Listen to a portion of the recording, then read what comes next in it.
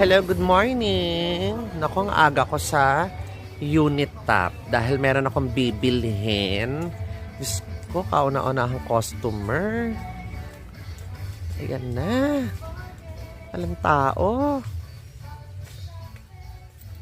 My God, dun tayo.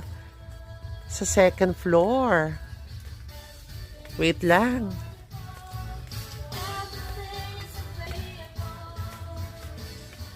Wait.